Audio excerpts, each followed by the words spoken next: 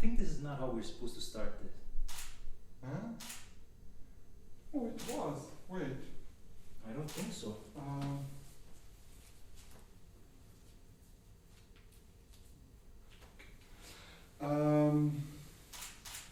Your sugar? Yeah.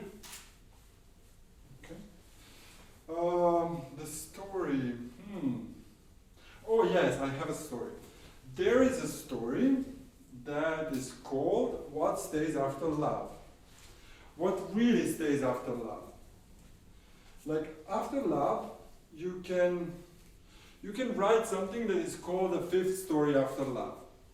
Or what else you can do? Oh yeah, you can, actually I can make your every hookup sounds like a most beautiful love story.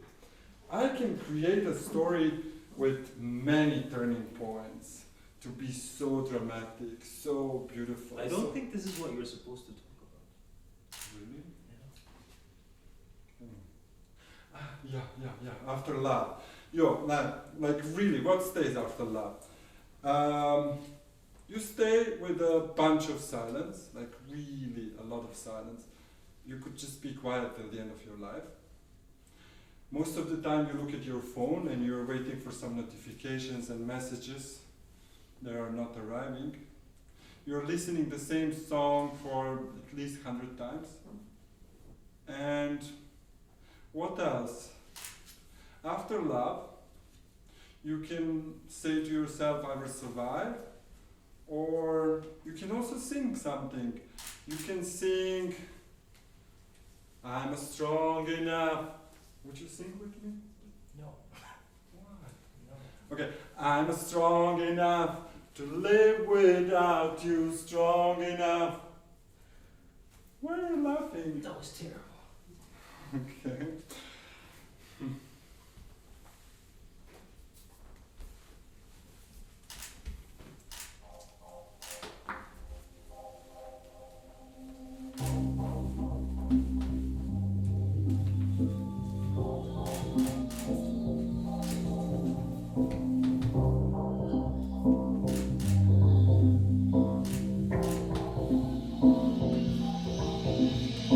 Sun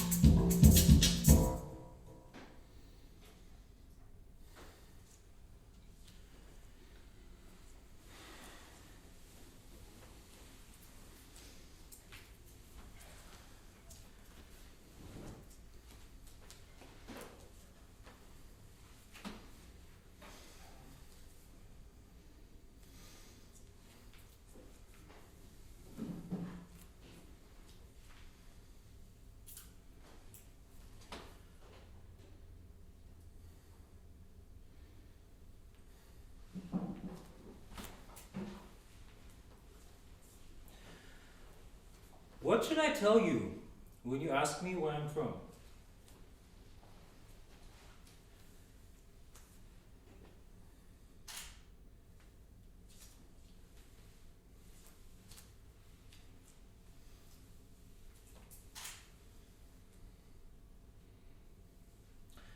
What am I worth without my story?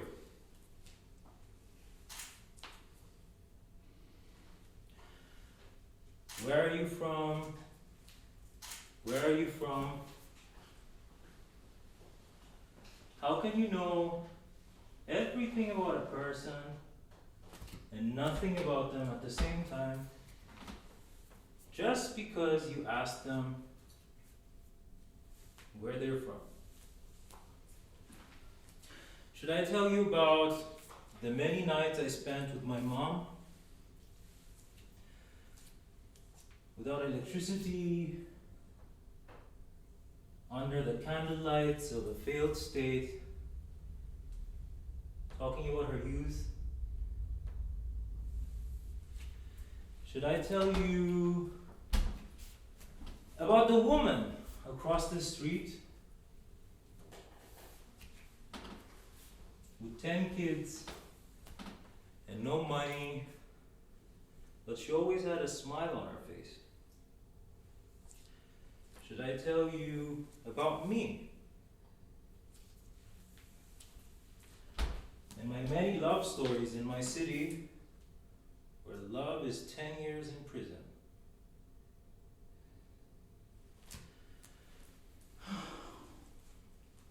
What should I tell you when you ask me where I'm from?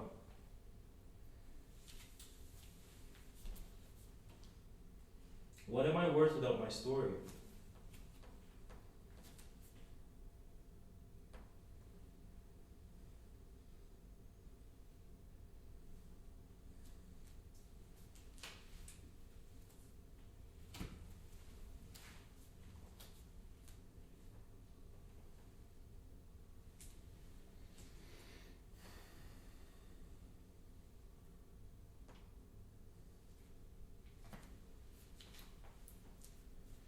I remember how beautiful it was to say, "This is my partner," to all unknown people there in Bosnia, in Sarajevo. I remember how beautiful it was to walk freely on the streets, even though I was beaten on the same streets. I remember how beautiful it was to stand in front of the football hooligan and say, "What do you want?"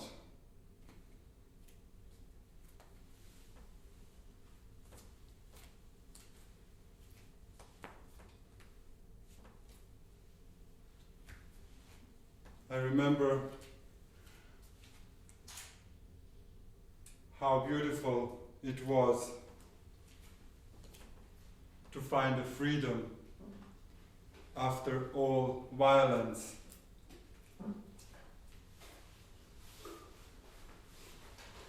All shit.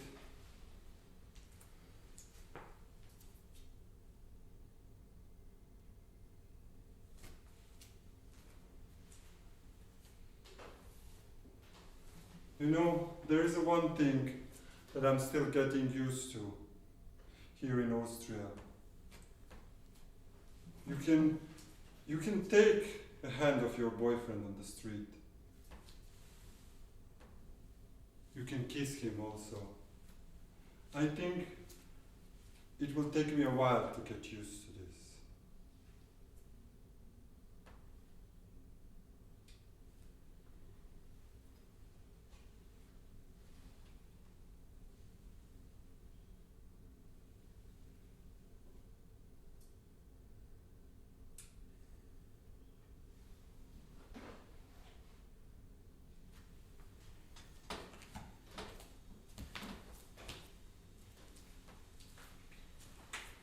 So, tell me about guy number 9. Wait. Now I'm confused. I kind of weird that we speak about sex after this. Why? I don't know, it just really feels weird. But if you want, we can do it, but then you have to start. Okay. Okay. Do you know that city called Salzburg? Yes and no. Okay. Well, I was working at a gay bar in Salzburg, and one night, this beautiful guy came through the door. And How beautiful. Tell me. he was never talking to anybody, and then I was like, this guy is so beautiful. Like, his eyes were just so, I mean, his nose was just like elastic, like straight up. Like, his body was just crazy. Like, I mean, I can't explain to you how beautiful this guy was. Like, How I can't explain. Like, you know, this guy was so beautiful. This guy was like mind blasting. Like, my mind was gone. Like, you Oh no, when you say that, I also have a mind-blowing experience. There was this guy, he was like 10 years younger than me, and he was so gorgeous, and so like when he was looking at me, I was like, oh, there is an entire ocean in his eyes, and I was like, oh, I want to swim in that ocean. So like this was like so mind-blowing that it was just like... I have a better story. There was this guy I met when I was 19, and I'm telling you, the smile on this guy was just like the whitest smile I've ever seen in my life. Like the white, do you know what white is? Like, I've never seen the guy, like the dick on his guy, this guy was like twirling around his body, and then I was like, what the I've never seen anything like this guy. Like, this guy was so beautiful. I have an even better story. Wait, I met a guy last year on the Croatian coast. Yeah. And can you imagine this guy? He's a pilot. He's a yoga teacher, and he's vegan. And the way how he was talking to me, it was like, he was treating me like I'm so precious and the most precious thing in the world. And I felt like, oh my God, I'm Marilyn Monroe in his hands. So that was the stunning thing.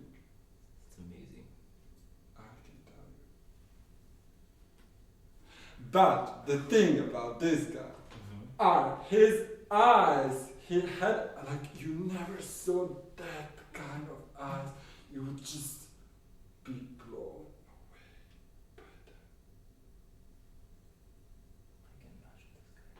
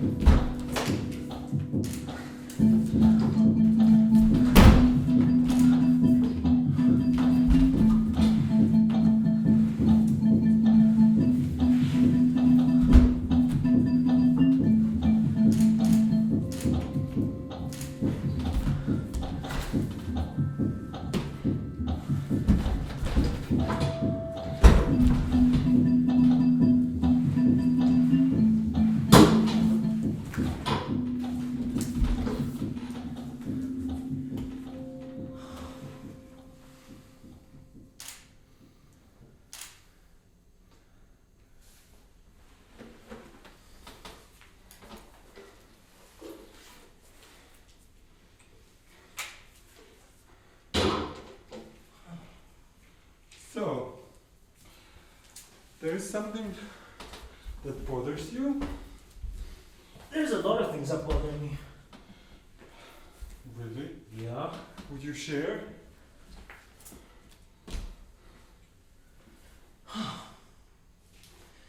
Do you know what it's like to think about politics even if you're not a politician? Do you know how it feels to be temporary all the time? Do you know how it feels to feel like you're getting sent home every single time somebody says something? Do you know that I don't know how to say the fucking outfend something? Fuck it. Nobody leaves home unless home becomes the mouth of an alligator. Do you know how it feels to be scared every time when you see police?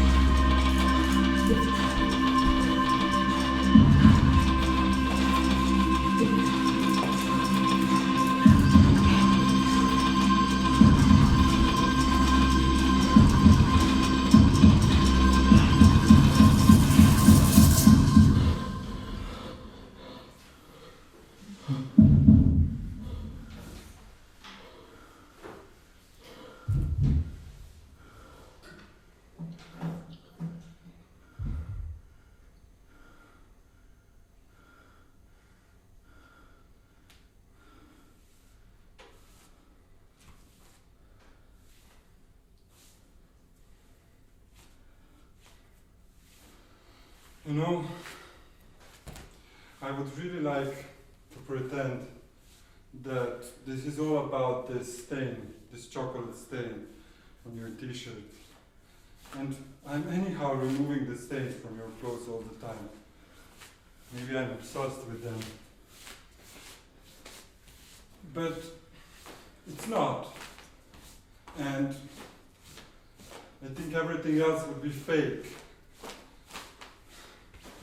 And, you know, I would really like to clean all these hookups, blowjobs, sex on the beach, unwanted sexual interactions, orgies, oh yeah, orgies, all this, yeah, it's all about the shame and guilt that I want to wash, to bleach my skin, to scrub, to bleach, to wash. I want to see the blood, the fucking blood, going out of my skin.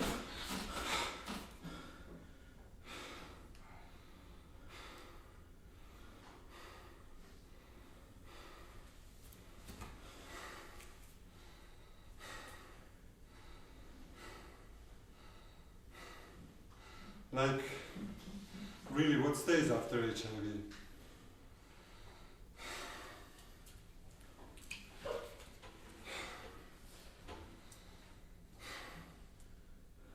After HIV, you stand in front of your friends and you say, I'm HIV positive. You stand in front of the guy that you like and you say, I'm HIV positive. There is one interesting thing about testing on HIV. Before Corona, there was this situation, you go, you do the test, they tell you when your test result is over, we are going to call you and tell you your result on the phone. And then you're like, okay. Later they call you and they tell you, like we cannot tell you your result on the phone. Maybe you should come and talk to us. And there you're like pretending that they invite you for a coffee or small chit chat or something like nice. But it's not. You both know that it's not. And then this invitation means that your result is positive. Now in Corona times I find it much easier because they just call you, you don't have to face it, they tell you your result on the phone. And trust me, after some time you get used to this positivity. Like really, what stays after HIV?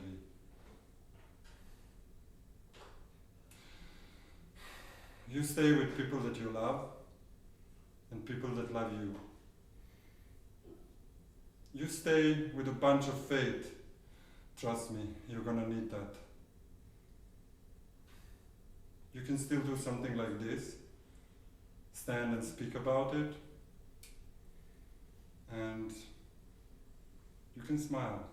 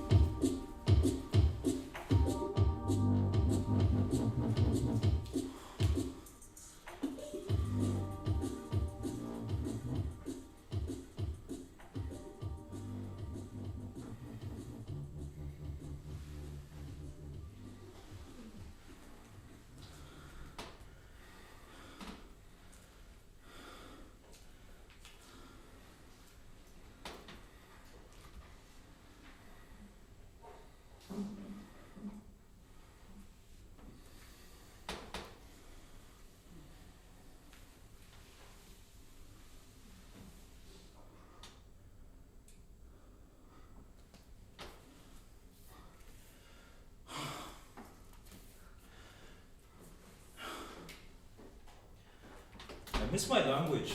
I miss the food I used to eat. I fell in love for the first time in my language. How are you supposed to flirt in a new language? What do you say? Do you just tell them a joke? Is it supposed to be funny?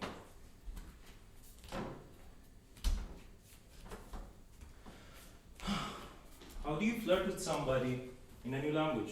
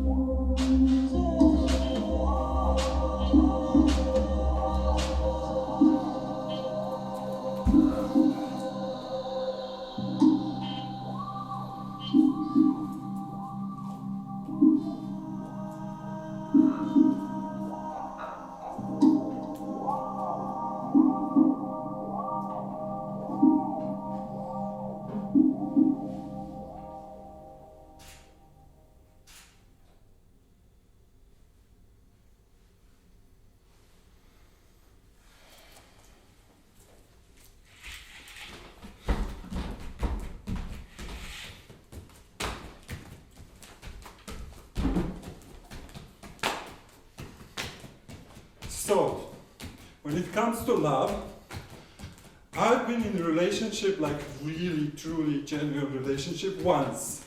And that relationship lasted for 5 years. We loved each other very much. We've been monogamous, polyamorous, open, everything. We met on 2015 in Sarajevo on Gay Romeo. And that was really beautiful. Can I?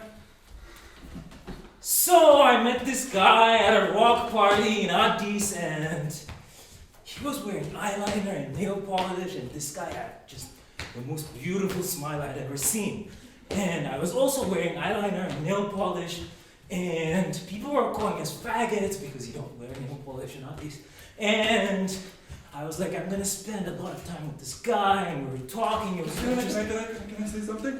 And what's the beautiful thing about our relationship, that the first month we were just going for a walks, holding hands, and like just talking and getting to know each other, which was very, very romantic. This is the same guy. Yes, but So at the rock party, there was this guy with big, beautiful eyes and a beautiful smile, and I was like, oh my god, this is the guy. And I was like, how can somebody have so much courage to wear nail polish and be called a faggot and not give a you're fuck? telling the same story. I want also to speak my story.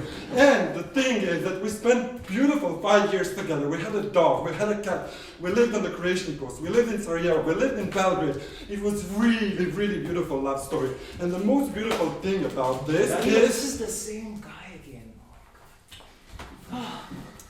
So I met a guy at a rock party in Addis, and he was just the most beautiful person in the party. And I was like, oh my god, I need to talk to this person. And I talked to him, and he finally said yes. And we went home together, and then we spent 3 years of our lives together after that. And we had babies and stuff. No, we didn't have babies. We were like really happy for a very long time. We were listening to rock music together. Wait, I have to finish this. No, this is the third time that you're saying the same story. I want to finish. Wait, and the thing, are we done? Yes. Oh, okay.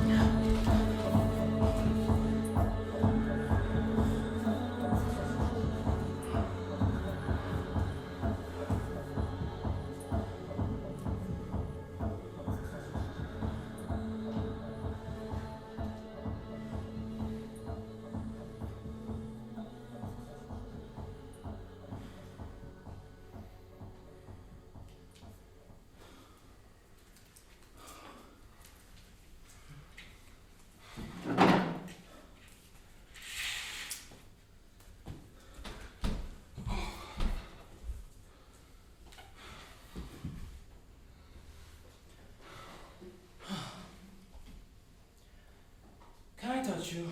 Yes. Okay.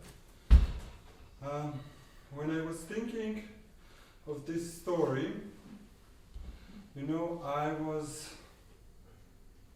wanted to come up with something else, which sounds kind of fancy and interesting and fabulous and so on and so forth. But then I realized that that sounds so fake, and that this story should not be about any guy or any hookup, because it's not about that. This story genuinely is about fear. You know, like fear, and also about anxiety. And yeah, when you want to put the hookup and anxiety in the same story, somehow it doesn't sound so, you know, like cheeky and it's just a regular story about the fear and anxiety. I remember I was dating, I just started to date with guys again after a year-long break, and I was about to invite this guy to my place. It was already midnight, and the truth is that the only thing that I wanted is to feel that someone really wants me, that someone wants my body, to experience myself as a desirable, as wanted. And I was really desperate that night. And this guy, he wanted to come, he was already in taxi, and this unknown, like not unknown, opposite, very well known feeling was coming up in my stomach. And I was trying to kind of kill it with a lot of vodka, and that didn't work out. So I stood in front of the mirror and I was trying to convince myself how sexy, fabulous and fresh I am. That also didn't work out. The guy was about to come, and the last thing that I could do, I took some mantras, some angelic cards, some spiritual bullshit, and I was saying these mantras loudly, because I was genuinely believing that this could protect me from sexually transmitted diseases and from everything that comes when you invite an unknown person and 1:34 a.m. at your place.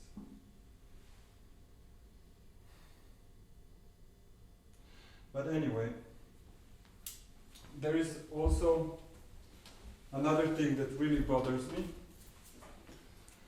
And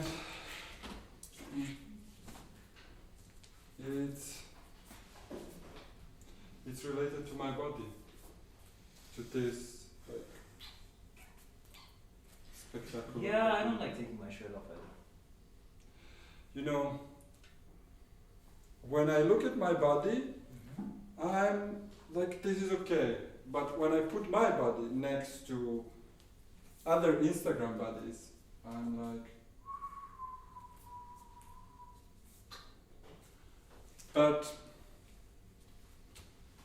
there is another thing. You know that I'm 27? Of course. Forever. But in reality, I'm not 27. And I'm just, I'm literally scared of aging. I do use all fancy creams and stuffs and to keep myself young. But in reality, I'm 36. I'm not 27. And I'm just scared of being old. But besides that, there is something else even more interesting.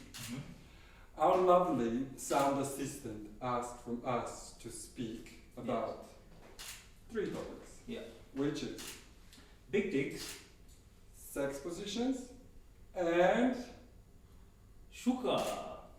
okay, so where we are going to start? We are going to start from big dicks? You can start wherever you want. From big dicks, okay. So, big dicks. Oh, I have a story.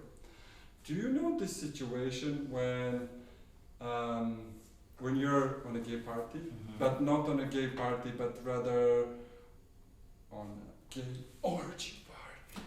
Yes. And then you're there, and there's a bunch of naked guys next to you, and then you're all standing next to each other, and then you all of a sudden you realize, fuck, my dick is the smallest dick here, and you're like, oh, maybe I should just get dressed and go home. But there is something even more interesting than big dicks, which is, you know, this thing that is called douching. You know, this is the procedure that gay people, and not only gay people, are doing before having the sex. Douching is a thing that is very related to sex, but it's not sexy at all. It's not romantic, not even close. But I'm sure that you're wondering what douching looks like. So I'm going to give you a brief instruction how douching looks like. You take the shower hose with the shower head on the top. You take off the shower head, you put the hose gently on your hole. You open the water with a very strong pressure. Then you, wait, what is the temperature of the water? 25 degrees, not more, not less, exactly 25. You open the water with a strong pressure and you Inhale it. breathe in and let the water fill Breathe you. out. No, there is Oh. something before. You step out, Inhale it hold, and let it out. take a seat, breathe out. Repeat this procedure as many times as is necessary. At the end, everything is going to be clear. And for you also, everything is going to be clear. But the thing about douching is, this is something that you're not going to see in any gay movie, in any gay porn, in any porn at all, especially not on Facebook and Instagram. But it's related to sex. And there is something even more interesting. Sometimes you can have a consent with your boyfriend or fuck buddy like I'm having, and then you can do the thing. You're willing to take some risks to go into a known field. And then you're putting your precious thing, penis, into, you're taking it out because this risk includes no douching sex. Oh. You're taking it out and then Yeah. all of a sudden down there it's full of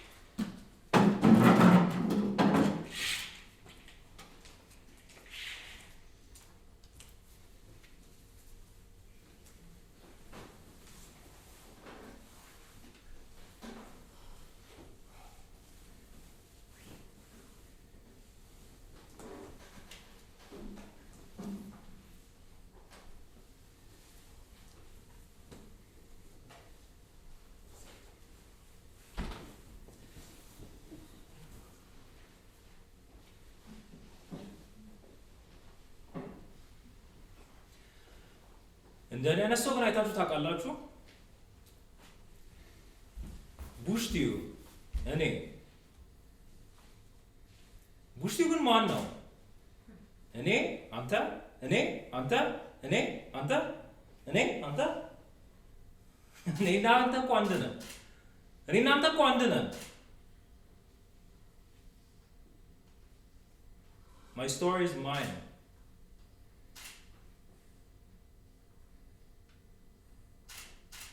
Da se nisi meni nadala, ne bi sada pusta ostala, kao zemlja kiše žedna, kao majka djece žena, čekajući duša presahla.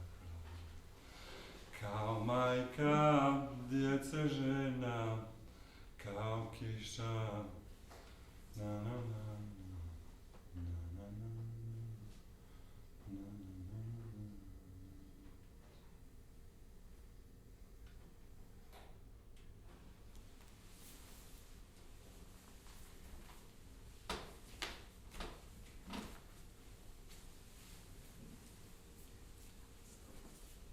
Do you have? What do you have? I want to play a game with you. Can you show me? What I Okay. should do? Hold out your hands like this, Okay. and whenever I do this, you try to escape like this. Okay. And the game is called the Better Immigrant Game. Sorry? How? The Better Immigrant Game. Better immigrant. Yes. Okay. Oh, Who's the better immigrant?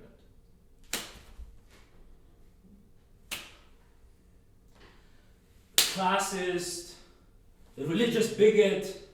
Hit me. The religious bigot. The religious bigot. The religious bigot. The racist. oh. Hit me. Who's the better immigrant?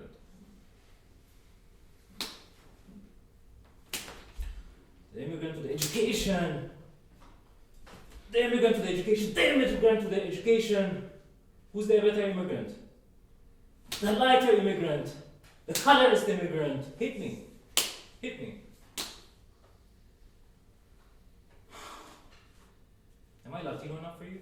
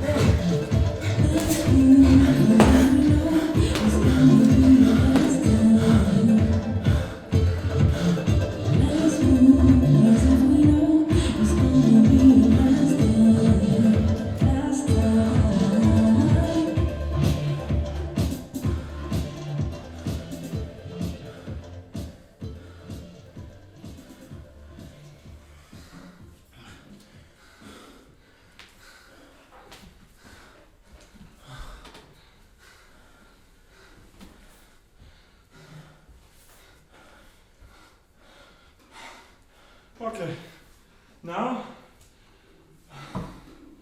you can tell me, or maybe I should say first, what you think. Yeah, tell me what your dreams. Okay.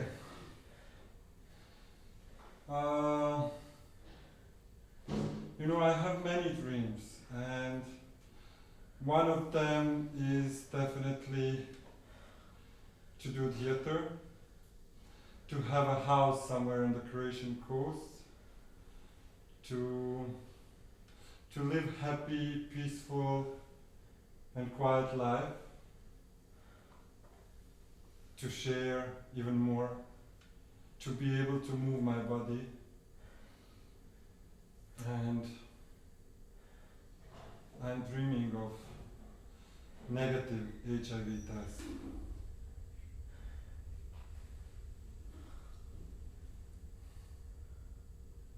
What is your dream? My dream is like my childhood.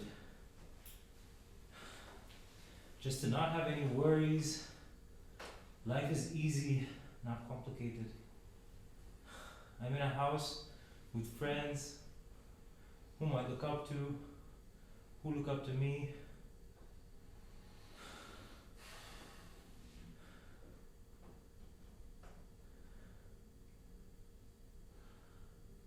That's a beautiful dream.